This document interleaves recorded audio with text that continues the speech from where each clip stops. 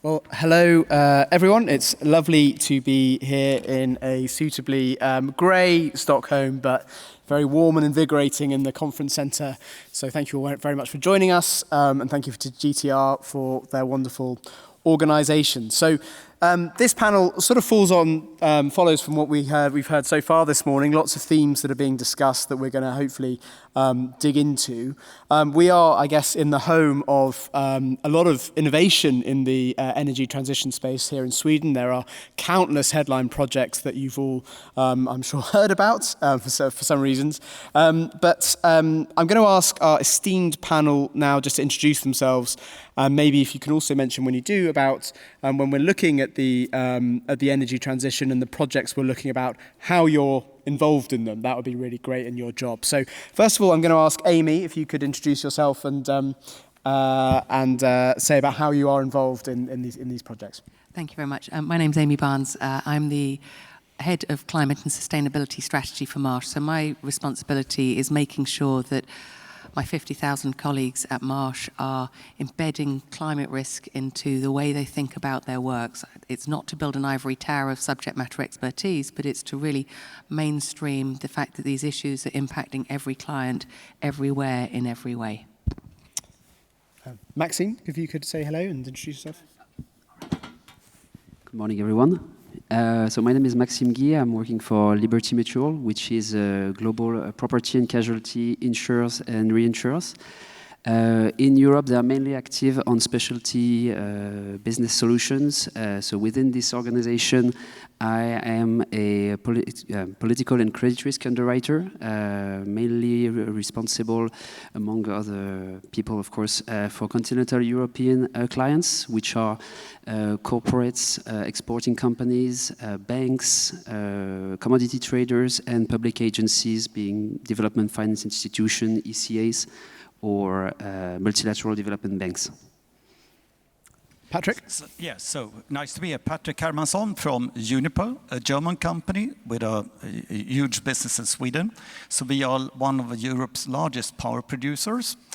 And in Sweden, we have a huge fossil-free power fleet. It's nuclear, it's hydropower, and thermal power. But what we are doing within Uniper is that we are integrating downstream of value chains. We're taking our fossil-free power and aiming to produce e-methanol for shipping. So moving into the green fuel industry is a tiny new area for us, a tiny new value chain, and that's like a focus on when I'm here today. So nice to be here. Thanks a lot, Moritz. If you're able to introduce yourself, thank you. Yes. Hello, everybody. Moritz Dörnemann. I'm with Deutsche Bank. I'm responsible for what we do in structured trade export finance out of Frankfurt, so Germany, Austria, Switzerland, the Nordics, and CE. So generally, we, a little surprise to this audience, we support financings with the help of ECAs. And I think over the last couple of years, gladly, we've seen that ECAs and ECA tranches have played a significant role in several projects that are focused on the green transition. So H2 Green Steel, to name one, we're very proud to be one of the lenders. And Ulrich, if you could introduce yourself. Yes, good morning, everyone. My name is Ulrich Schulte-Lünzum. I'm with Euler Hermes, which is the German ECA. And we do support transactions based on some kind of German angle, mainly the supply of German equipment, or also on the basis of imports of relevant products into Germany. And of course, one of our key objectives is also to enable the energy transition by supporting projects involving German companies that need financial support, and as such also active in probably not that typical ECA markets like the Nordics. Well, thank you all very much. So we have a nice, diverse panel of risk providers, I guess, from both the ECAs and the private market. We also have some financiers and obviously a utilities company. So hopefully there'll be plenty of expertise for us to discuss this topic. I guess with potentially certain headlines in mind, I think one thing that obviously comes to the forefront is risk, I guess. The technological risk of some of these projects, the economic risk, maybe even the political risk. And I guess with that in mind, to start us off, I wouldn't mind the panel pondering the risks involved in financing the energy transition, maybe telling us a bit about what they perceive as those risks, how they can be mitigated, and perhaps who ultimately should be taking those risks. Amy, I'm going to ask you to have a start to your thoughts on that. Would be lovely. Well, and I'm not going to ponder because we actually did a survey. Okay. So I'm going to share the results of the survey together with the Sustainable Markets Initiative, which those who don't know was founded by King Charles in 2019. It's a group of, I should probably know how many private sector actors, chaired by Brian Moynihan, the CEO of Bank of America, that through a range of work streams are looking to address some of the really complex challenges collectively. So we went out and surveyed the CEOs of the hard-to-abate, so the carbon-intensive industries, to ask them what they perceive the biggest risks to be. And you'll hear a lot of echoes from the previous panel. What really surprised me was that the biggest risk, 76% of the respondents said their biggest risk was reputation. And that's because it's not okay to fail. That was CEOs. We had phone calls with 45 CEOs of some of the largest companies, and this is globally. And when you ask what they were most worried about, they were most worried about making the wrong bets. And there's very little forgiveness that you talk about e-methanol in the maritime industry. The reality is the maritime industry doesn't know what fuel path it's going down. It'll probably be a range of fuels. We don't have the infrastructure. You're having to place bets in huge ambiguity that CEOs are really concerned about that. So, and we heard that reflected on the stage earlier. Two of the next risks, financial planning and profitability, very high up there, and we see that with a lack of certainty around offtakes, huge uncertainty around pricing inputs. There's quite a lot of concern about pricing obsolescence. So that might be entering into a long-term contract with somebody at a certain pricing level and a new technology coming in and beating that. And then the fourth risk is the regulatory risk. And again, we heard that reflected on the panel earlier. The concerns over changes in regulation, not being able to navigate existing regulation. And I think it's very interesting that we've seen the CEO of ExxonMobil come out and say very loudly to the new administration in the US, please don't keep changing the regulation. Even as one of the most emitting companies in the US, we'd like to have a consistent regulatory signal to navigate. So I will pause there rather than read out my whole list and steal everyone's thunder. About you, Patrick? I mean, yes, risk is like the 8 hours a day talk, and I think plenty of risks and or uncertainties you could choose between. But having a financial decision, having offtake like 10, 50-year contracts, that's like a necessity today at least. It doesn't matter who is providing the financing, and talking to a market, the maritime industry, where they are actually buying the spot market today. So that perhaps I don't have a month ahead is like a long time for them, asking them to sign a contract for a long offtake. That's an uncertainty, and so that's to be dealt with. Regulation, it's some is national, but also on European level. Today could be that there are somebody proposing that the climate target should be postponed because times are bad. Could be that could change everything. So all those kind of risks and sourcing. So it's very complex to set up an entire new industry where nothing exists, no framework, no suppliers, and all our suppliers today, they know everything in the business as usual context. But I'm everything else than business as usual. So that's really, kind of an answer.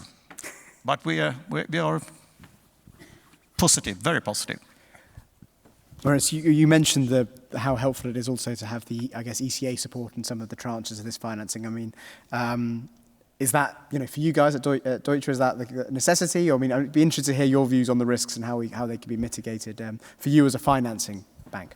Sure. So at Deutsche Bank, obviously, we support projects both from a project finance perspective as well as from an ECA perspective. Mm-hmm. So we couldn't, while I'm representing more the ECA-backed financing, clearly we are assessing, especially on projects, the overall feasibility. And I think what's important to note is a bank will always be a debt or provide a debt instrument predominantly. Hence, debt returns are linked to that. Equity risk in correspondence with that doesn't suit. So I think, Amy, you already mentioned quite a few risks that are incorporated in anything or in any industry that undergoes a transition. There's just a number of assumptions, and once these goes wrong, things become difficult, and often then whole industries are calling for the state or someone to just rescue and get everything back to plan. So I think from a bank perspective, I think feasibility of projects per se, technological risks, but you mentioned the offtake agreements and the certainty that a market can establish and is hence bankable is the core one from a bank perspective, I think. I'm going to ask, I guess, two of the risk carriers to speak now as well. So Maxim, why don't you tell us about what you see as the risks of this transition? So hopefully, most of the time, insurers are behind lending banks supporting this type of project. So we do try to, of course, have a common approach as the bank that we try to support. But I would say the main risk that we see, as it was already given, it's the predictability of the future cash flow. So having a long-term agreement with an off-taker, hopefully of a good credit standing, is a key consideration for us in order to have some certainty about the bankability of the project. The second biggest risk would be linked to construction and technology risk and everything. So, for instance, let's take some example. Having a contract which is with a contractor, one single contractor having, an EPC wrap, can protect the lenders from having a multiple contractors doing their bits, which means that there is a lot of interface risk of them interacting in the wrong way. Project planning, if you take, for instance, offshore wind energy, there is often a lack of those EPC wrap-up contracts, so you actually have to deal with different types of contractor, and you have some very down-to-earth, I would say, issues that you can foresee, like laying the piles in the ground is obviously very challenging because it's not that easy to dig like beyond sea levels. You then have to erect the mast, which requires some specific vessel, and wind masts tend to be ever bigger, so you need like ever bigger boats to actually put them, to erect the mast. You cannot do it when the sea is rough, you cannot necessarily do it in the winter, so you have all those very down-to-earth issue with the project planning that you have to deal with. So the construction risk bit is very important for us, and we try to, of course, see the specific of each industry and rely, of course, on the lender's expertise to manage those risks. So yeah, I think construction is probably the biggest, and maybe one last would be, let's say, because it's one thing to see what's, let's say, the risk associated with the project on itself, but then you have to look maybe sometimes of the broader picture, and sometimes, let's say, the connection, let's say, to the national grid, and make sure that, for instance, the national grid, when you talk about solar or wind energy, is, let's say, adequate. And we have seen, for instance, in Chile, where there was a flurry of projects in the renewables that were actually, I think, working quite well in terms of completion of the project. But then there was an issue with the curtailment because the national grid was not adequate to transmit power from south and north down to the center of the country where the electricity was actually needed. So yeah, seeing the big picture is very important as well, to see that the project will deliver and achieve targets. Sorry, it was a bit long. And Ulrich, I guess, any insight from your world? Yes, thank you. I think most of the topics have of course already been mentioned. I mean, probably to nonetheless make our role clear. I mean, as an ECA, we of course do have a supporting role in those projects, and also mitigate risk for financial parties, especially. Nonetheless, I think the same risk assessment criteria apply, since an ECA cover is not a subsidy by any means. So we also need to make sure that the projects we support are bankable, to put it like this.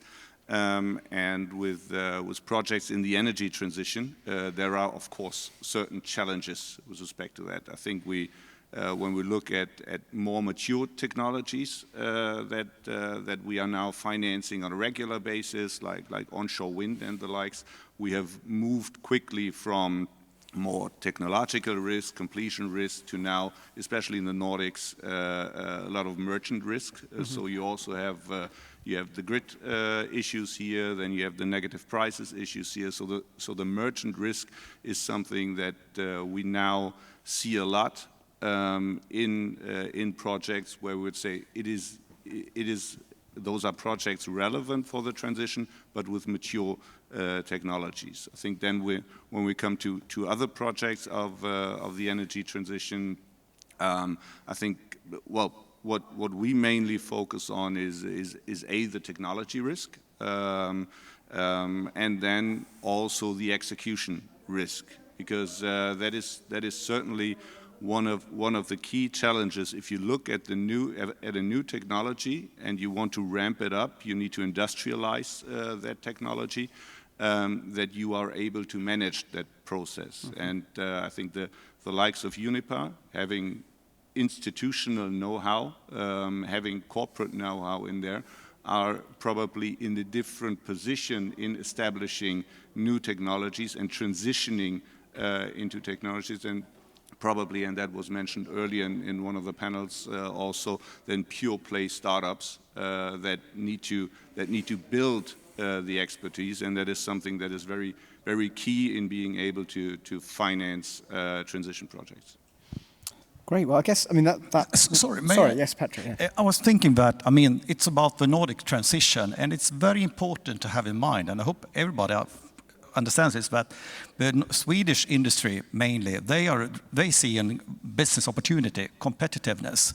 So it's not regulation that is driving the transition. So, but that means we are all kind of first movers, and we know that all participants in this room, they love regulated markets when everything is like secured. So I think that's the challenge. So the Swedish industry, as well as ours, if we are first movers of a kind globally, and that's really, it's a huge opportunity.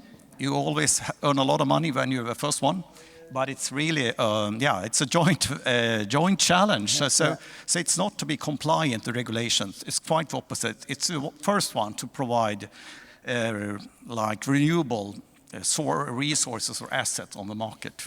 That's what it's all about. Well, I might ask you to keep on talking a bit about this, Patrick, because I guess that touches on this whole feasibility idea. So if we say we've sort of got a good mapping of the risks, I guess the next thing is like, well, what else do we need to make these things scalable? And I guess you've already said, Patrick, that Sweden is obviously starting that. Uniper's a big part of it. So how can we bring these technologies and get them to the scale that they need? I mean, government involvement is obviously key, maybe from a regulatory perspective, but also more directly in terms of providing cover through agencies. Is it a purely public can it ever be purely private, I guess, some of these innovations? I mean, Patrick, with your knowledge, I mean, is the feasibility, what do we need to make projects more feasible outside potentially of the risk? Of course, there is no straight answer. I mean, it's complex questions. So we've I only think got 30 minutes one left, challenge is that it involves many. So start with that. But I think the public has some kind of de-risking roles. I think we all have different roles in this, we aim for large scale because economy of scale is crucial in order to be competitive.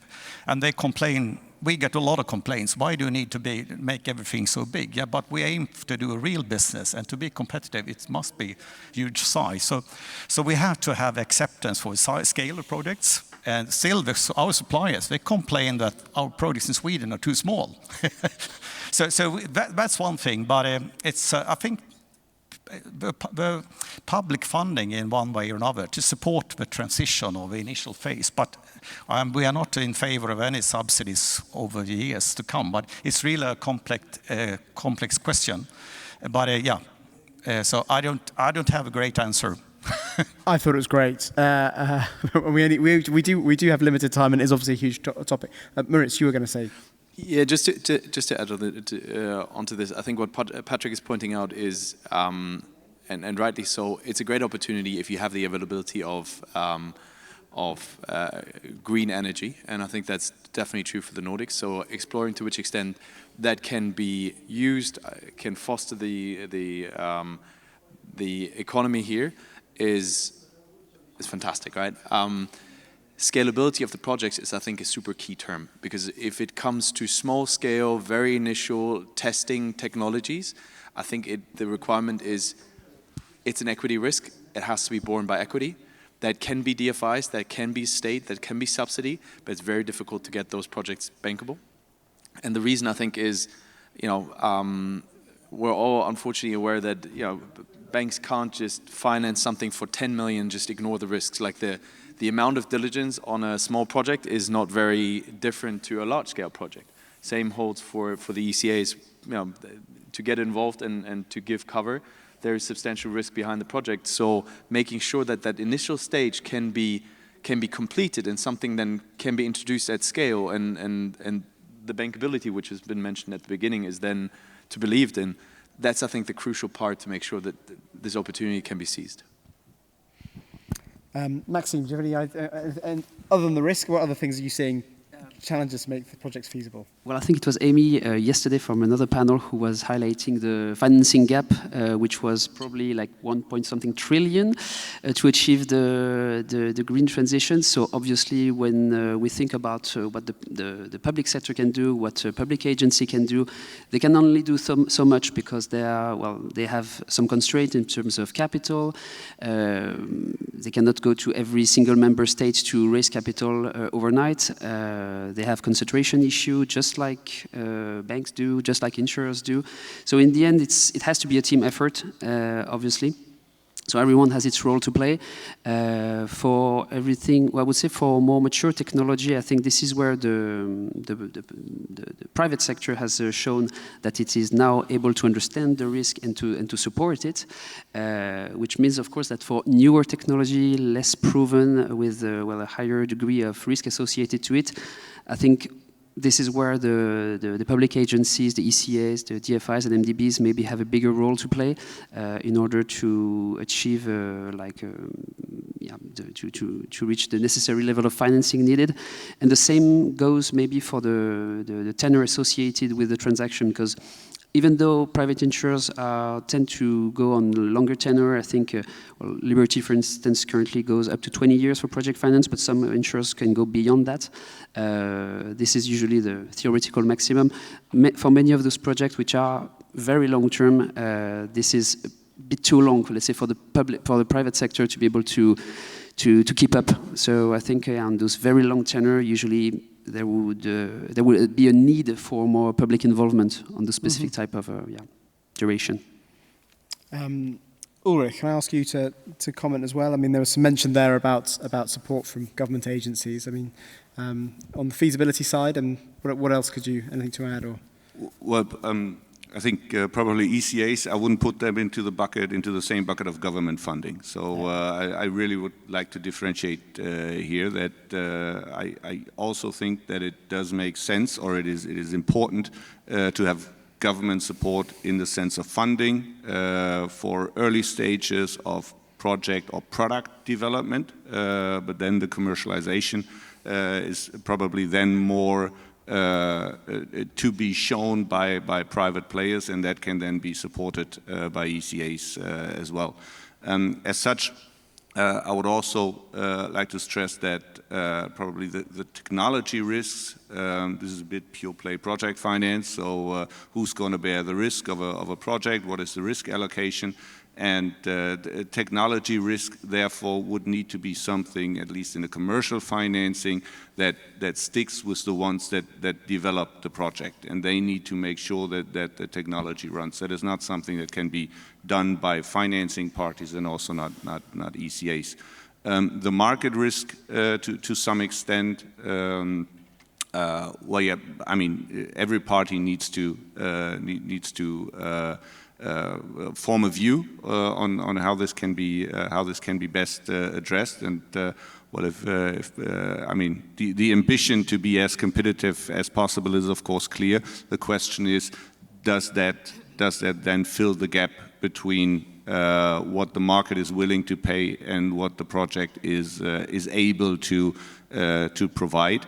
And to that extent, probably some sort of regulatory framework would be helpful and important to basically scale up industries.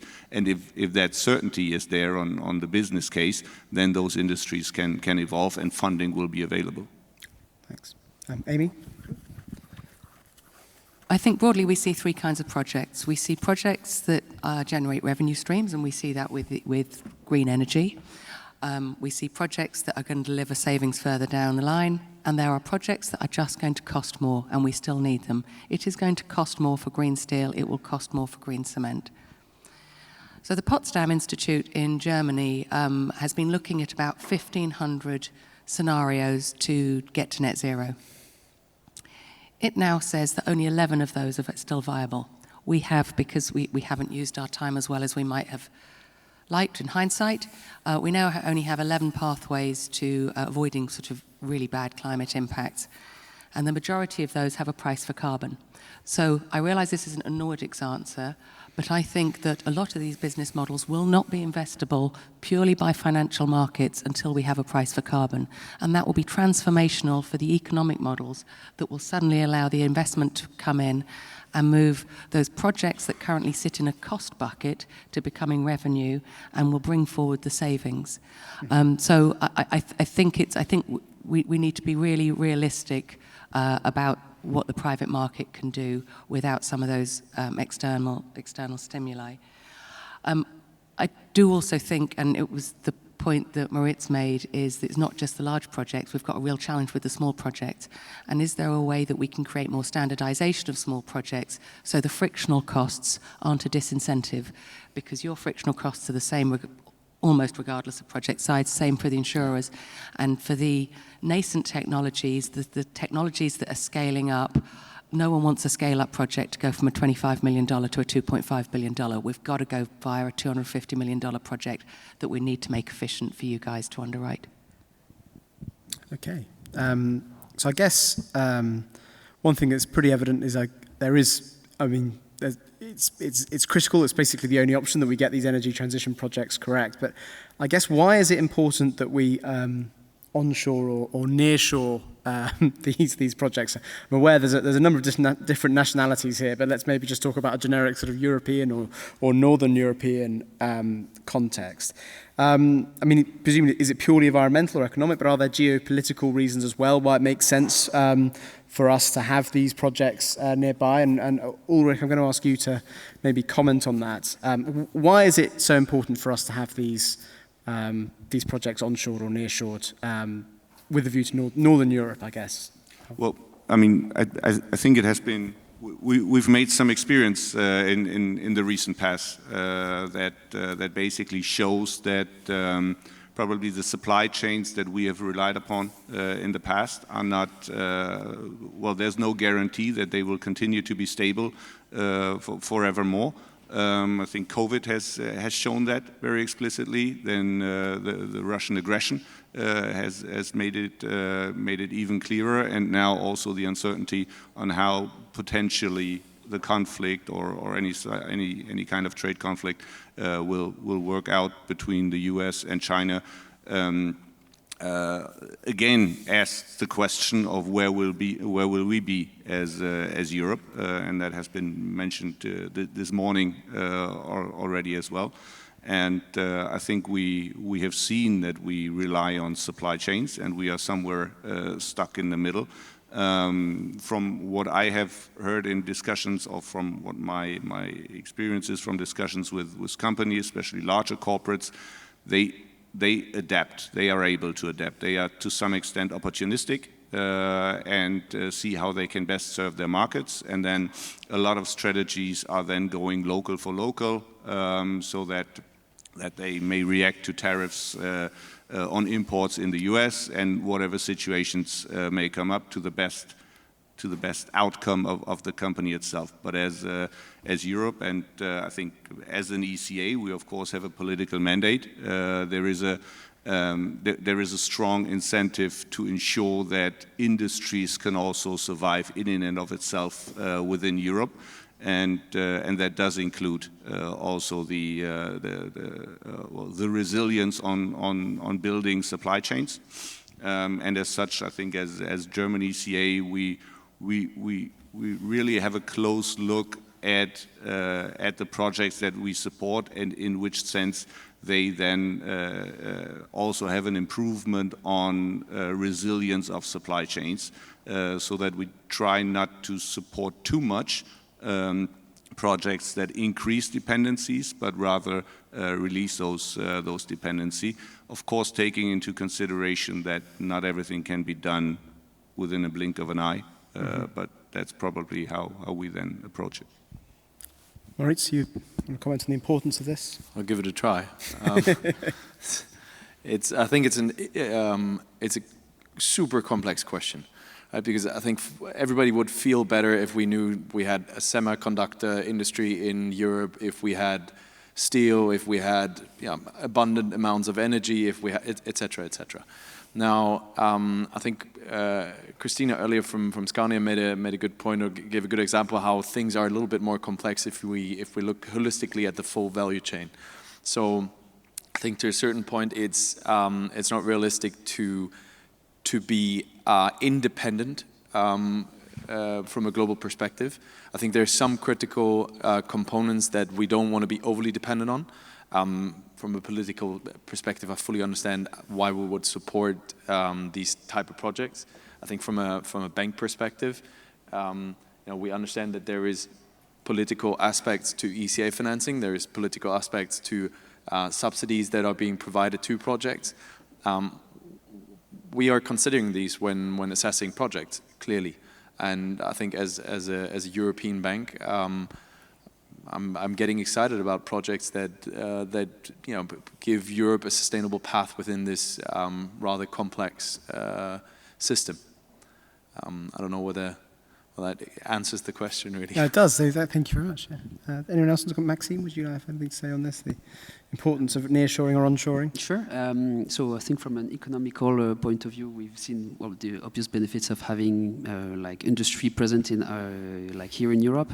From a geopolitical aspect, I think some countries are very open about the geopolitical implication of having supply chain, let's say, dependent. For instance, I think President Xi Jinping speaks very openly about the need to have a supply chain dependent on China. I think it's something that he sees out there in the open. So the least we can do is to try and not be that dependent on it. From an environmental point of view, because this was part of your question, I think there is an immediate gain on having those like green industry or the sourcing of the underlying technology sourced in Europe, whenever possible, of course. I think like an electric battery for a vehicle produced in China produce about 50%, I think it's around 40% more CO2 emissions versus what would be the same battery produced in Europe based on the current electricity supply. If you look at lithium processing, it would be like you would save probably 50% of the CO2 emission if you would have those lithium refining processing in Europe. So there are immediate gain in having those industries located in Europe in terms of environmental aspect, and I think the other topics are already quite covered. Patrick, yes. Yeah, from a power perspective, things, I mean, within the European Union, security of supply has always been a key pillar, but kind of forgotten. Now we have realized it's really important. So I think onshoring in various areas is really important. But what has changed in Sweden only the last 2 years is that some power assets has now been like we have gotten an instruction that this is part of island operation of the largest cities in Sweden. So now we are setting up an energy system that like Malmö, Gothenburg, and Stockholm should be an island operation, disconnected from everything. And we should have fuel supplies for 3 months, etc. We have never had anything like that before. And that has also opened up for a new funding opportunity. So that's a huge shift. And we could guess, but we could see that kind of movements in other industries as well, that it's important to have some preparations. I'm not an expert, but that's what I can share from the energy industry. So our huge gas turbine in Malmö is now put back into operation starting in January. It was actually sold to a company in Turkey. But it's, yeah, that was a strict order from government. Amy. So we know that my history isn't good enough. 20, 30, 50 years ago, the focus on supply chain optimization was all about efficiency. And to the points that have already been made, we've moved from efficiency to anti-fragility. And there are many drivers of fragility, whether it's been COVID-19, whether it's geopolitics. You may have noticed there's a little bit of a theme with all of my comments, and climate we're seeing as another sort of another driver of fragility. So I know we've been talking about decarbonisation, but actually the impacts of climate change are also creating fragility in our networks. I was blown away that when I found out that Switzerland had an aluminium industry. I thought they just did chocolate and watches. But their floods in the spring led to a profits warning from Porsche, a statement from Mercedes saying, we've got a good, robust supply chain, we'll be all right, Jack. And Jaguar Land Rover going to Daddy and saying, Tata, can you help us out? We haven't got access to aluminium. If we then think about the Slovenian floods that had happened, there have been similar impacts in the automotive industries. If you tried to buy a Toyota pickup truck, last year there was a year's delay because of South Africa floods. So we're seeing fragilities from climate as well. And so I think we're going to see a much more focus with supply chains on making sure that where those supply chains are being relocated to, not just are we benefiting from lower carbon domiciles that are helping us meet our decarbonisation ambitions, but also looking at areas that are less fragile and less vulnerable to climate impacts. I would just say climate doesn't just impact damage and create those kind of interruptions, but I'm not sure there's a manufacturing industry on the planet that doesn't rely on water. So water scarcity is also going to be a big driver of where people look to site their supply chains. We've got a little over 10 minutes left, so I would encourage anyone, if you've got questions, I can't see any yet, but please do submit them for our panel so we can ask them. With a little over 10 minutes left, we've sort of established there are risks. Risks in terms of economic risks, technological risks, also threats from how feasible we can get these projects, but also I think we've just outlined that it's really important that we get these energy transition projects working, and that we get them working onshore or nearshore to Northern Europe.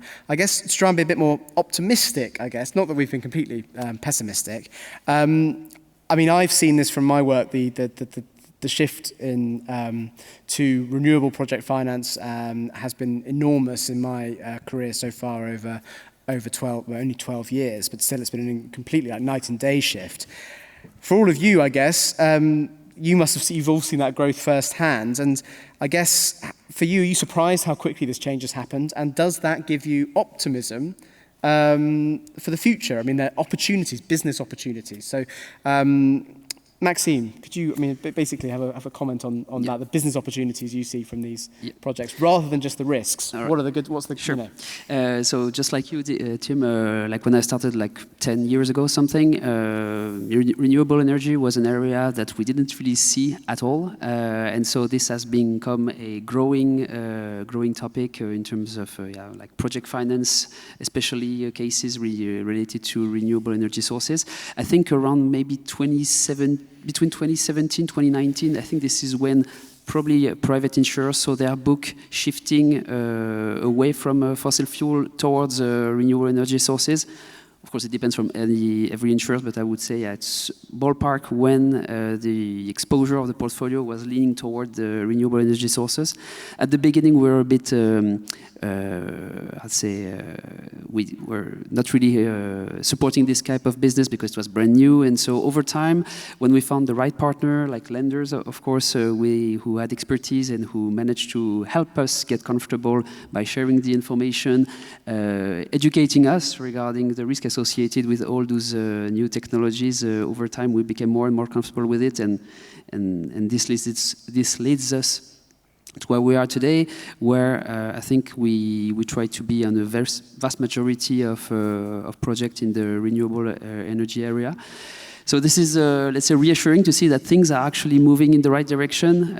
Lots of business opportunities. We try to adapt to the current deal features that we see in terms of tenor, structure, merchant risk, as it was discussed before. But so yeah, like it's probably going to be a big part of the book, although we do still see what I think is called transition fuel, so LNG project. I'm not sure what we think about nuclear. Maybe that's not something to discuss in this panel, but yeah, LNG is also something we see at the moment that it seems to be a necessary form of energy that we'll use in the coming months and years. So yeah, that's where we are at the moment.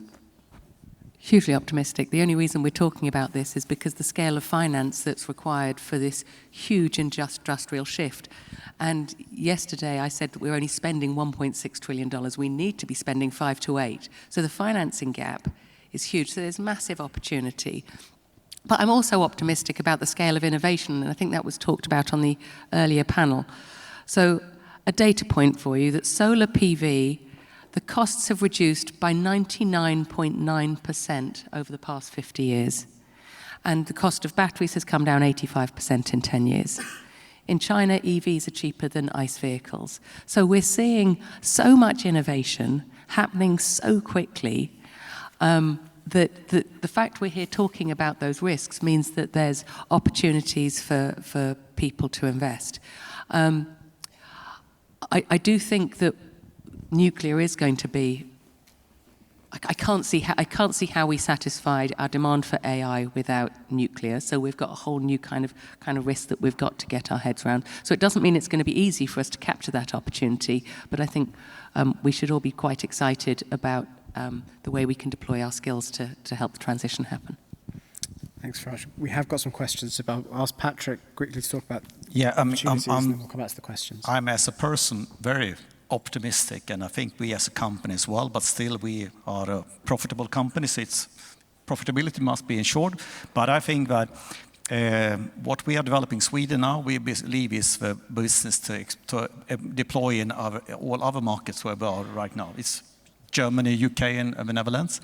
So, but I think I'm thinking of the Sustainability Development Goal, number 17, Global Partnership. It's about how to do things together, like being here today, sharing headaches or pains, or whatever it might be called.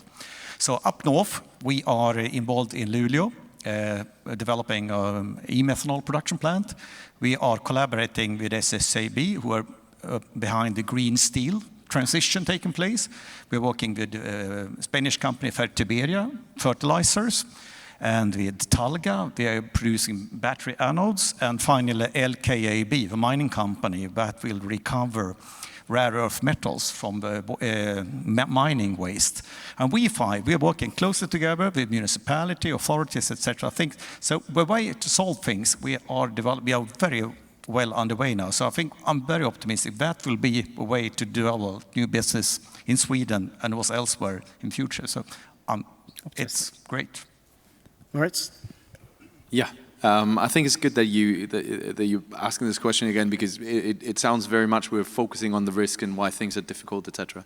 So if you look at ECA-backed financing, I think for many years it was predominantly a developed markets into emerging markets kind of a product or a financing. I think this is changing right now and has changed over the last couple of years, and I think that's super exciting. So we're all aware how big of a challenge we have ahead of us. The fact that everybody's on board, that ECAs are supporting, that we have an evolution of products available makes me very hopeful. So looking at what we've been doing over the last couple of years, I mentioned H2 Green Steel just before. We're part to several offshore wind projects. I think there is so much that we're doing and that we can be doing. So I'm super excited, and I think there is more. Ulrich. Yeah, I think as the ECA or as an ECA, I can echo that. I think the energy transition and being able to support more and more projects in that phase is a clear objective of the ECAs. And if we look at other industries that have now become more mature, like onshore wind, like offshore wind, I think the first offshore wind projects that have been done, there was a high-risk transaction, and now we see that as a very regular business. So it can be seen that also with the help of ECAs that were also very heavily involved in that sector in the beginning, those sectors can kick off. And as such, I mean, not in the Nordics yet, but as an ECA, we've provided the first large-scale green hydrogen transaction in Saudi Arabia, which is the first one to really commercialize that. The H2 Green Steel was mentioned, and as such, I think as an ECA, we like to be at the forefront at such projects. Of course, always balancing with the risk, and that is the only way to move ahead, to make sure that on a balanced approach, we continue to support to have those sectors evolved, and I see that also for new sectors coming up. Great. Well, thank you very much. We've now got some questions coming through, so I'll post them to the panel, and if you want to answer them, let me know. But I mean, the first question is about recycling projects. This would reduce the need for critical minerals inputs. Any of you involved in these recycling projects? What do you see as any particular challenges to these? Yes, Patrick. I think that's a necessity to be successful. So we think of developing a blueprint concept, which is then duplicated or triplicated, or hopefully. So it's all about blueprint and standardizing, design, etc. So not much new development on the ways, and that's how to be competitive. That's our strategy, and also to take care of a technology risk.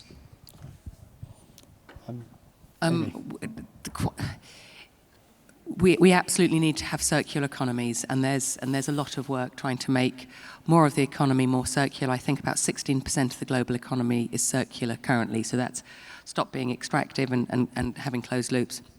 From an insurance perspective, not just the financing, some real challenges. If ever you're dealing with municipal waste, you just can't trust the public. You've got no idea what they've put in that. So treating the municipal waste can be really high risk. So we have challenges there.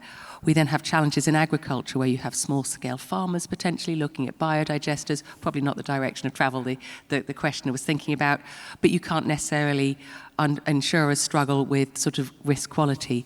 So there are the operational aspects of the risk need really careful management, but circular economies are the direction of travel, so we need to have systems and processes to make it more mainstream. Okay, great. I'm going to see if we can get one more question answered before we finish. But I mean, the second question has referenced obviously Northvolt about, I guess, presenting a message to financial markets about the difficulties with transitional projects, suggesting it should be delivered with a more realistic approach rather than being rushed. I appreciate some people it's difficult to directly comment, but lessons learned, I guess. If there's a lesson learned maybe from that, is there anything that anyone would be happy to mention? I mean, I don't know if that's more generically about problems with the transition finance, or no. I guess I'll move on to the next. We can give it a try. I'm not sure. I think it's one we all probably didn't really want to dive into. So no. To be maybe forget that, but maybe just generally problems in transition financing. And I think what have we learned? That's a fair question, right? I think. We said that initially, when it comes to transition projects, there's a number or several unknowns. I think over the next couple of years, we will see that some of these unknowns and some of these assumptions that we're making as a society, as a European society, will not be exact. I think overall, and we've seen that on the other panels, there is a clear path to sustainability. There is an understanding that we need CO2 reduction. I think there will be different avenues we will take, and overall I'm very positive that we're going to see great projects out of it and good results.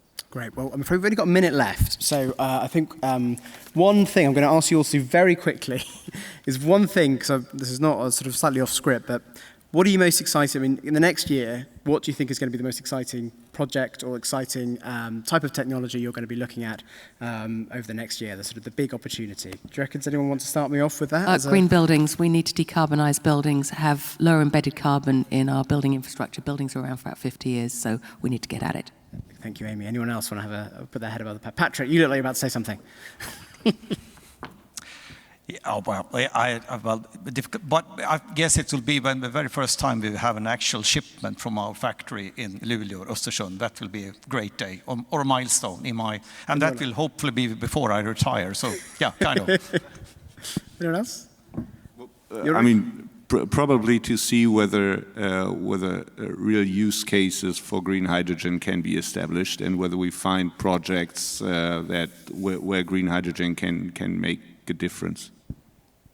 Right, so anyone else? Yeah, I think on specific transactions, it's obviously impossible to comment. No, of course. I guess a technology or a There is. I think that we've seen several right now, and exploring several that are on energy generation in conjunction with the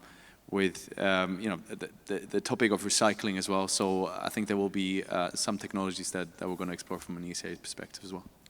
We're over time, but Maxime, you've got like one word answer. One more. For me, it would be, it's not technically new, but the battery energy storage system that are actually necessary to integrate all the renewable, which are intermittent source of power. All this battery are actually needed to maintain the grid reliable, stable, and we obviously see a few of those, and it's quite interesting to see how it actually works, how the payment on availability and everything. So yeah, quite a lot of things to learn on this. Well, thank you very much. I appreciate we're over time. I can hear behind about to kick off. But thank you all very much. Thank you to our wonderful panel, and thank you for GTR. Thank you for your time.